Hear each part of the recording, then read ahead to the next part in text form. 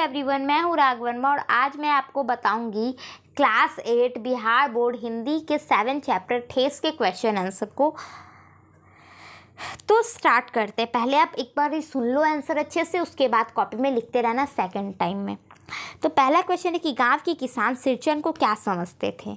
तो आप देखोगे कि जो गांव के किसान थे ना, वो सिरचन को कमज़ोर, बेकार और धीरे धीरे काम करने वाला और मुफ्त में मजदूरी पाने वाला समझते थे। मतलब वो कहते थे कि ये बिल्कुल बेकार है, कोई काम नहीं करता है, आलसी है, पड़ा रहता है, बहुत धीरे धीरे काम करता है, उसके काम का कोई वैल्यू नहीं है, ये सब वो लोग समझते थे। सेकेंड क्वेश्चन है कि इस कहानी में आए हुए विभिन्न पात्रों के नाम लिखें। तो इसका आंसर होगा कि इस कहानी के नायक सिरचन के साथ साथ रेणु जी की माँ। रेणु कौन? तो यहाँ पे रेणु कोई लड़की नहीं है, फणीश्वर नाथ रेणु जो कि हमारे लेखक है, उनकी बात की गई है। तो रेणु जी की माँ, चाची, मंझली भाभी और मानू दीदी इत्यादि पात्र हैं। मतलब 3 नंबर क्वेश्चन है कि सिरचन को पान का बीड़ा किसने दिया था। तो इसका आंसर हो जाएगा कि सिरचन को पान का बीड़ा मानू दीदी ने दिया था। मानू दीदी कौन थी? तो वो लेखक की सबसे छोटी बहन थी, यानी फणीश्वर नाथ रेणु की सबसे छोटी बहन थी।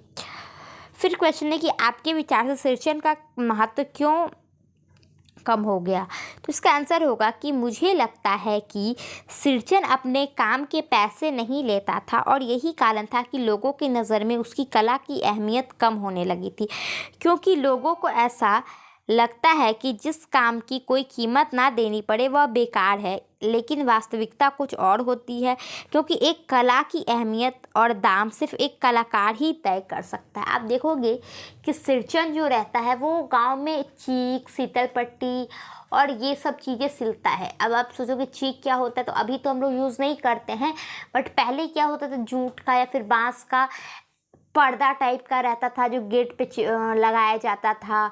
उसके बाद बिछाने वाला जैसे होता है चटाई टाइप का होता था, पूजा के लिए जो हम लोग बैठते आसनी उसका, तो वो बहुत सुंदर सुंदर डिज़ाइन का ये बनाता था और ये बनाना इतना भी ईजी नहीं है।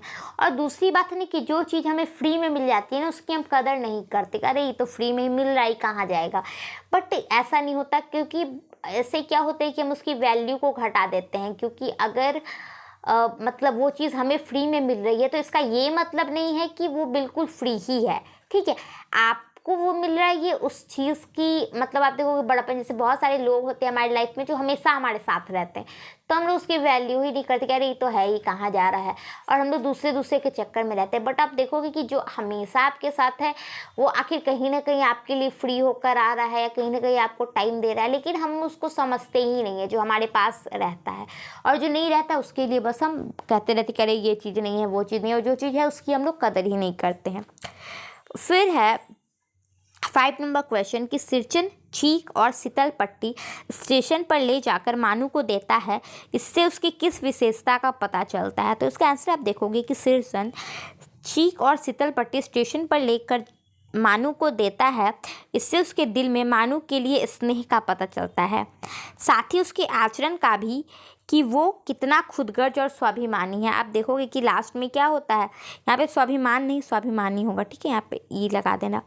जैसे आप देखोगे कि भाभी, मंझली भाभी और मंझली माँ उसको कुछ कुछ कह देती है तो वो गुस्से में चला जाता है उसके घर से और बोलता है कि अब मैं काम नहीं करूँगा, लेकिन फिर भी वो मानू को इतना मानता है कि वो अपने घर पे ही बैठ के उसके लिए सारी चीज़ें जो उसको चाहिए होती है उसके ससुराल के लिए वो सब कुछ बना देता है और स्टेशन पर डायरेक्ट ला कर दे देता है।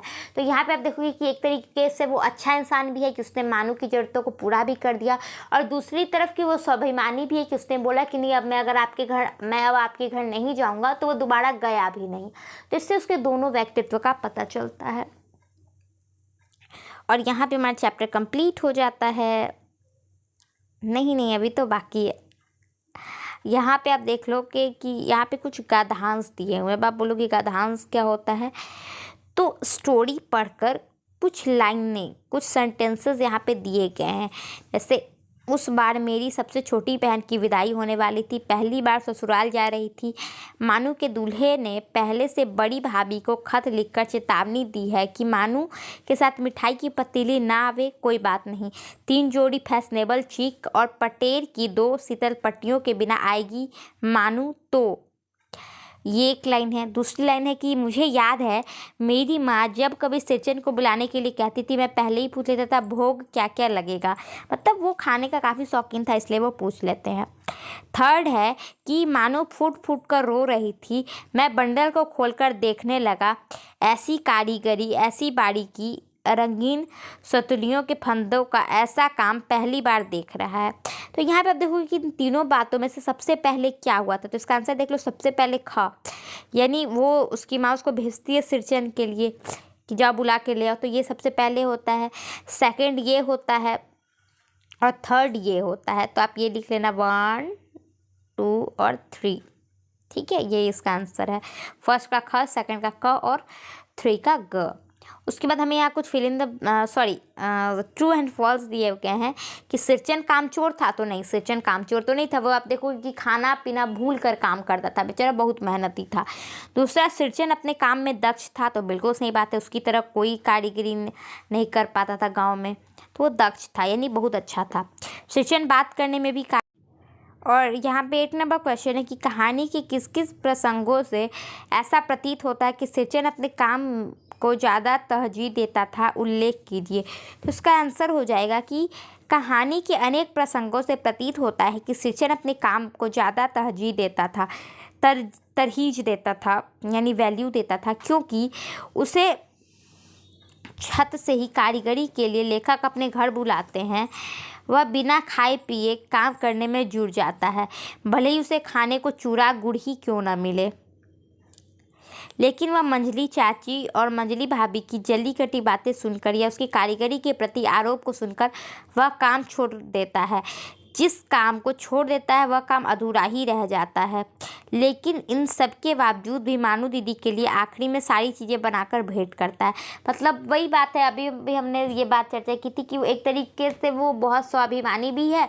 अगर काम छोड़ दिया तो छोड़ दिया, लेकिन उसको मानू दीदी के प्रति बहुत स्नेह भी था, जिस कारण वो उनके लिए चीज़ बना देता है।